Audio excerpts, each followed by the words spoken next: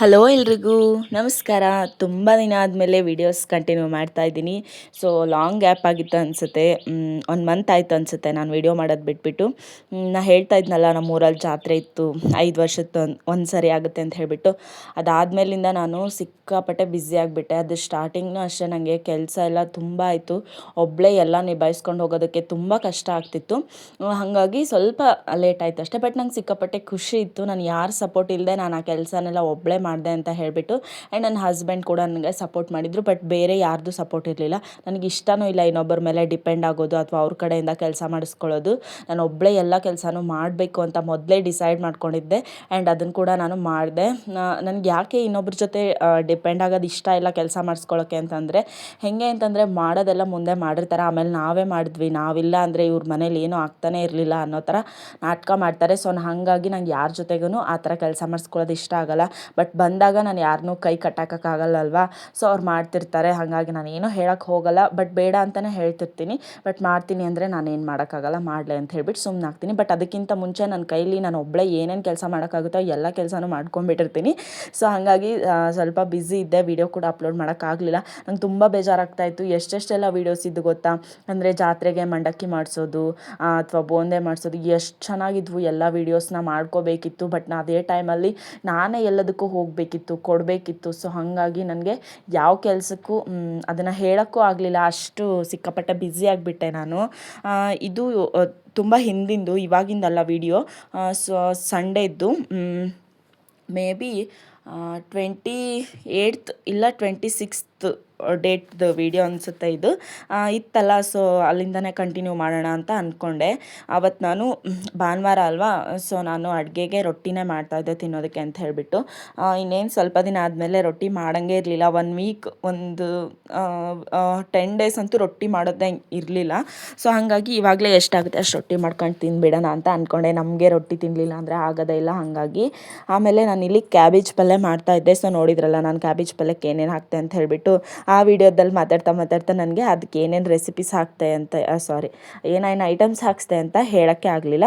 So ನೀವು ವಿಡಿಯೋದಲ್ಲಿ ನೋಡಿರ್ತೀರಲ್ವ, ನೀವೇನಾದರೂ ಟ್ರೈ ಮಾಡೋಂಗಿದ್ರೆ ಟ್ರೈ ಮಾಡಿ. ಆ್ಯಂಡ್ ಕ್ಯಾಬೇಜಿನ ತುಂಬ ಉದ್ದುದ್ದಕ್ಕೆ ತೆಳುವಾಗಿ ಕಟ್ ಮಾಡಿಕೊಂಡ್ರೆ ಟೇಸ್ಟ್ ಅಂತೂ ಸೂಪರಾಗಿ ಬರುತ್ತೆ. ನನ್ನ ಕೈಲಿ ಎಷ್ಟಾಗುತ್ತೋ ನಾನಷ್ಟು ಟ್ರೈ ಮಾಡಿದ್ದೀನಿ. ಆ್ಯಂಡ್ ಇದನ್ನು ಮೋಮೋಸ್ ಮಾಡಬೇಕು ಅಂತ ಹೇಳಿಬಿಟ್ಟು ಅಂದ್ಕೊಂಡು ಅದನ್ನು ಮಾಡೋಕ್ಕೆ ಆಗಿಲ್ಲ. ಹಾಗಾಗಿ ಇದಕ್ಕೆ ಸ್ವಲ್ಪ ಅರಿಶಿನ ಉಪ್ಪು ಹಾಕಿ ನಾನು ಬೆರೆಸಿ ಕೈ ಬಿಟ್ಟಿದ್ದೆ. ಇದಕ್ಕೆ ಇವಾಗ ಎಲ್ಲ ಮಸಾಲೆ ಐಟಮ್ಸ್ನ ಹಾಕಿಸ್ತೀನಿ. ಇವಾಗ ತುಂಬ ಚೆನ್ನಾಗಿ ಬರುತ್ತೆ ಇದು. ಸ್ವಲ್ಪ ಬೆಂದಿರುತ್ತಲ್ವ, ಹಾಗಾಗಿ ನಂಗೆ ಬೇಸಿಕಲಿ ಕ್ಯಾಬೇಜ್ ಅಂತಂದ್ರೇ ಇಷ್ಟನೇ ಆಗೋದಿಲ್ಲ. ನನಗೆ ಒಂದ್ಸತಿ ನಾನು ದಾವಣಗೆರೆಯಲ್ಲಿ ಫ್ರೈಡ್ ರೈಸ್ ಅನ್ನೋ ತಿಂದಿದ್ದೆ. ಅದರೊಳಗೆ ಹಾಕಿರೋಂಥ ಕ್ಯಾಬೇಜ್ ಫ್ಲೇವರಿಂದ ನನಗೆ ಫ್ರೈಡ್ ರೈಸೇ ತಿನ್ನಬಾರ್ದು ಅಂತ ಅನಿಸಿತ್ತು. ಆ್ಯಂಡ್ ಕ್ಯಾಬೇಜ್ ಕೂಡ ಅಷ್ಟೇ ಬೇಜಾರಾಗಿತ್ತು. ಬಟ್ ನಾನು ಇದನ್ನು ಮನೆಯಲ್ಲೇ ಮಾಡಿಕೊಂಡು ನನಗೆ ಹೆಂಗೆ ಬೇಕು ಹಂಗೆ ತಿನ್ನೋದ್ರಿಂದ ನನಗೆ ಇಷ್ಟ ಆಯಿತು. ಸೊ ಅದಕ್ಕೆ ಕ್ಯಾಬೇಜ್ ಪಲ್ಯನ ಇವತ್ತು ಟೇಸ್ಟ್ ಮಾಡಿ ನೋಡಿದೆ. ಇದಕ್ಕೆ ನಾನು ಕೊಬ್ಬರಿನೂ ರುಬ್ಕೊಂಡು ಹಾಕಿದ್ದೀನಿ, ಟೇಸ್ಟ್ ಚೆನ್ನಾಗಿ ಬರುತ್ತೆ ಅಂತ ಹೇಳಿಬಿಟ್ಟು. ನಾನು ನಮ್ಮ ಮನೇಲಿ ಏನೇನೆಲ್ಲ ಅಡುಗೆ ಮಾಡ್ತೀನಲ್ಲ ಅದು ಯಾವಾಗಲೂ ನಮ್ಮ ಮನೇಲಿ ಇಷ್ಟಪಟ್ಟೆ ತಿಂತಾರೆ. ಸೊ ಹೊರಗಿಂದ ಯಾರಾದರೂ ಬಂದಿರ್ತಾರಲ್ಲ, ಅವರೇ ಏನಾದರೂ ಒಂದು ಹೆಸರು ಇಡಬೇಕಷ್ಟೇ. ಅದು ಬಿಟ್ಟರೆ ಬೇರೆ ನಮ್ಮ ಮನೆಯೊಳಗೆ ಯಾರೂ ಆ ಥರ ಹೆಸರು ಎಲ್ಲ ಏನು ಇಡೋಂಗಿಲ್ಲ. ಎಲ್ಲರೂ ಇಷ್ಟಪಟ್ಟೆ ತಿನ್ನೋದು. ನನಗೆ ಆ್ಯಕ್ಚುಲಿ ಮಿಕ್ಸ್ ಆಗ್ತಾಯಿದೆ 2 ಲ್ಯಾಂಗ್ವೇಜು. ಹೇಗೆ ಅಂತಂದರೆ, ಇನ್ಸ್ಟಾಗ್ರಾಮಲ್ಲಿ ವೀಡಿಯೋ ಮಾಡ್ತೀನಲ್ಲ, ಇದು ಮೀಶೋದು ಕ್ರಿಯೇಟರ್ ಕ್ಲಬ್ಬಿಂದು, ಅಲ್ಲಿ ಸ್ವಲ್ಪ ಈ ಥರ ಮಾತಾಡೋಕ್ಕಾಗೋದಿಲ್ಲ, ಉತ್ತರ ಕರ್ನಾಟಕ ಭಾಷೆ.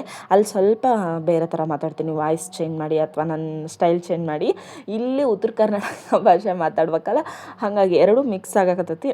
ಸ್ವಲ್ಪ ಇನ್ನೊಂದೆರಡು ದಿನ ಲಾಗ್ ಸರಿ ಹೋಗಲಿ, ಅದಾದಮೇಲೆ ನನಗೂ ಸ್ವಲ್ಪ ಅಡ್ಜಸ್ಟ್ ಆಕತಿ. ಈಗ 1 ತಿಂಗಳು ಗ್ಯಾಪ್ ಆಯ್ತಲ್ಲ, ಹಾಗಾಗಿ ಯಾವುದು ಕರೆಕ್ಟಾಗಿ ನನಗೆ ಮಾತಾಡೋಕ್ಕೂ ಆಗ್ತಿಲ್ಲ, ಏನನ್ನೂ ಎಡಿಟ್ ಮಾಡೋಕ್ಕೂ ಮನಸ್ಸು ಬರ್ತಿಲ್ಲ. ಅದೇನೋ ಕೆಲಸನೇ ಆಗಲಿ, ನಾವು ಲಾಂಗ್ ಗ್ಯಾಪ್ ಕೊಟ್ಬಿಟ್ವಿ ಅಂತಂದರೆ ನಿಜವಾಗ್ಲೂ ಸಿಕ್ಕಾಪಟ್ಟೆ ಬೇಜಾರಾಗುತ್ತೆ ಕೆಲಸ ಮಾಡೋಕ್ಕೆ. ನನಗೂ ಹಾಗೆ ಅನಿಸ್ತಾ ಇತ್ತು, ಇದನ್ನು ಎಡಿಟ್ ಮಾಡೋದು ಅಯ್ಯೋ ಯಾರು ಮಾಡಬೇಕು, ಏನು ಮಾಡಬೇಕು ಅಂತ. ಮನೆಯವರೇ, ನೀನು ಯಾಕೆ ವೀಡಿಯೋ ಮಾಡೋದು ಸ್ಟಾರ್ಟ್ ಮಾಡು, ನಿನ್ಗದು ಬರುತ್ತೋ ಇಲ್ಲೋ ವ್ಯೂಸ್, ಅದ್ರ ಸೆಕೆಂಡ್ರಿ, ಫಸ್ಟ್ ನೀನು ಸ್ಟಾರ್ಟ್ ಮಾಡು, ನೀನು ಬ್ಯುಸಿಯಾಗಿದ್ದರೆ ಬೇರೆ ಕಡೆ ಯೋಚನೆ ಮಾಡೋಂಗಿಲ್ಲ ಅಂತ ಹೇಳಿಬಿಟ್ಟು ಅವರೇ ನನಗೆ ಒತ್ತಾಯ ಮಾಡಿ ಲಾಗ್ನ ಸ್ಟಾರ್ಟ್ ಮಾಡಿಸಿದ್ದಾರೆ. ನೀನು ಸ್ವಲ್ಪ ಬೇರೆ ಕಡೆ ಲಕ್ಷ್ಯ ಕೊಟ್ಟರೆ ಈ ಕಡೆ ಬೇರೆ ಟೆನ್ಷನ್ಗಳನ್ನು ಮರ್ತು ಬಿಡ್ತೀಯ ಅಂತ ಹೇಳಿಬಿಟ್ಟು. ಇಲ್ಲಾಂದರೆ ನಾನು ಸಿಕ್ಕಾಪಟ್ಟೆ ಟೆನ್ಷನ್ ತೊಗೊಂಡಿರ್ತೀನಿ, ಯಾವುದೇ ಒಂದು ವಿಚಾರ ಆಗಿರಲಿ ಅದನ್ನು ಮರಿಬೇಕು ಅಂತ ಹೇಳಿಬಿಟ್ಟೆ ನಾನು ಲಾಗ್ಸ್ಗಳನ್ನ ಸ್ಟಾರ್ಟ್ ಮಾಡ್ಕೊಂಡಿರೋದು.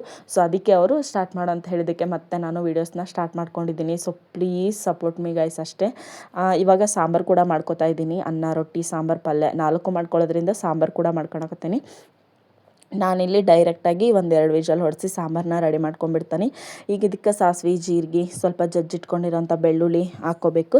ಅದೆಲ್ಲ ಹಾಕ್ಕೊಂಡ್ಮೇಲೆ ಅದು ಚಟಪಟ ಅಂತ ಸಿಡಿದ್ಮೇಲೆ ಇದಕ್ಕೆ ನಾವು ಏನೇನು ಸ್ಪೈಸಸ್ ಹಾಕಬೇಕು ಅದನ್ನು ಹಾಕ್ಕೋಬೇಕು, ಮತ್ತು ಏನೇನು ತರಕಾರಿ ಹಾಕ್ಕೋಬೇಕು ಅದನ್ನೆಲ್ಲ ಹಾಕ್ಕೋಬೇಕು.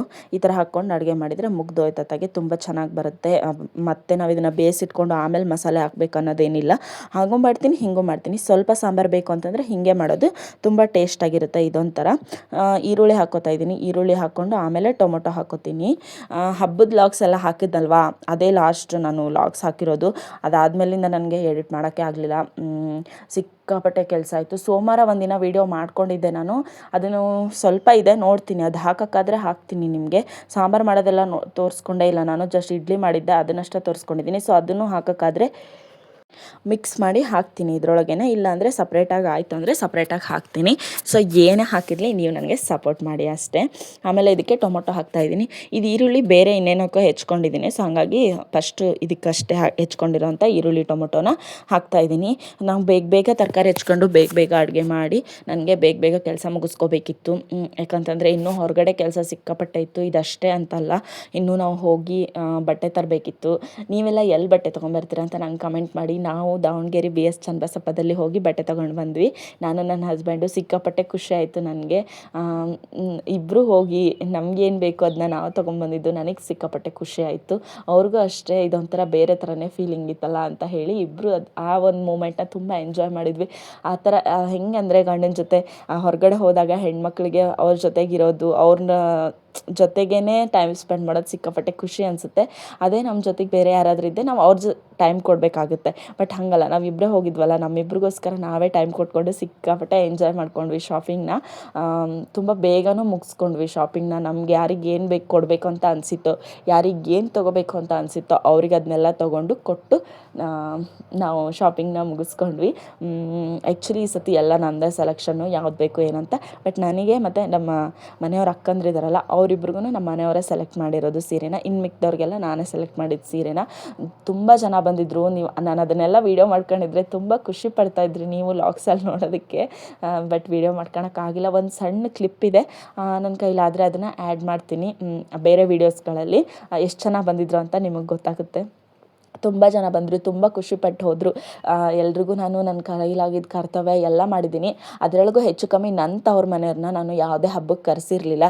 ಈ ಸರಿ ಹಬ್ಬಕ್ಕೆ ಕರೆಸಿದ್ದೆ, ಎಲ್ಲರೂ ಬಂದಿದ್ದರು. ನಾನು ಕರೆದವ್ರು ಯಾರೂ ಮಿಸ್ ಮಾಡಿರಲಿಲ್ಲ. ನನಗಂತೂ ಸಿಕ್ಕಾಪಟ್ಟೆ ಖುಷಿ ಆಗ್ತಾಯಿತ್ತು ಮನೆ ತುಂಬ ನಮ್ಮ ಮನೆಯವ್ರನ್ನ ನೋಡೋದಕ್ಕೆ. ಬೇರೆ ಹಬ್ಬಗಳಲ್ಲೆಲ್ಲ ಈ ಕಡೆ ರಿಲೇಷನ್, ನನ್ನ ಹಸ್ಬೆಂಡ್ ಕಡೆ ರಿಲೇಷನ್ನ ಮಾತ್ರ ಕರೆದಿರ್ತೀವಿ. ಸೊ ಹಾಗಾಗಿ ನನ್ನ ತವ್ರ ಮನೆ ನಾನು ಕರೆದಿರಲಿಲ್ಲ ಅಲ್ಲ, ಈ ಸತಿ ಕರೆದಿದ್ದೆ. ಕರೆದವ್ರು ಎಲ್ಲರೂ ಬಂದಿದ್ದರು.